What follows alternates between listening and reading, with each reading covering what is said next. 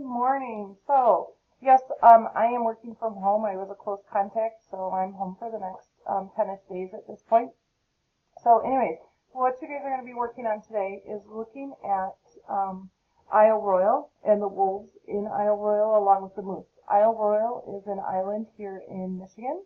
It's a national park. It's up north above the UP and in Lake Superior, and it's a place that's on my bucket list to try to get to. So what you guys are going to do is take a look at the different populations that are there. You'll open up this document on your Google Classroom, and when you look at it, there's a couple different things. You're going to do some reading about the wolves in the island at first, so think about what's happening to the wolf population and the moose population, and some questions that you have there. There's data on the wolves and data on the moose, and on both of those you're going to interpret the patterns you see, kind of make some predictions.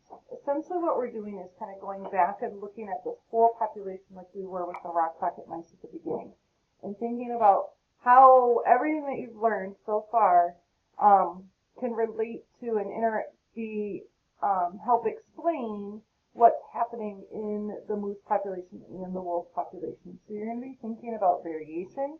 You're going to be thinking about reproductive success. You're going to be thinking about competition. You're going to be thinking about possible speciation. And all of those things that we've been learning around these things.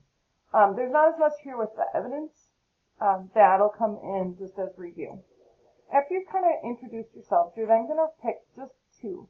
You don't have to read all 5 if you're really excited by it and you really get into it, because it is a fascinating thing to be able to learn about what's happening here in our own state.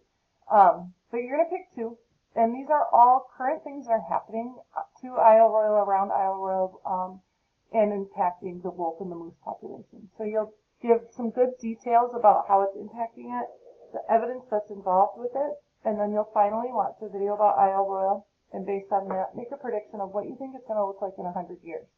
This is something that you guys will be doing, one of the tests you'll do on the quiz that you'll take next week, and this will involve you, we'll give you a bunch of information about some populations, evidence, those kinds of things, and you'll be able to make some predictions about what the population may look like based on all the information that you find.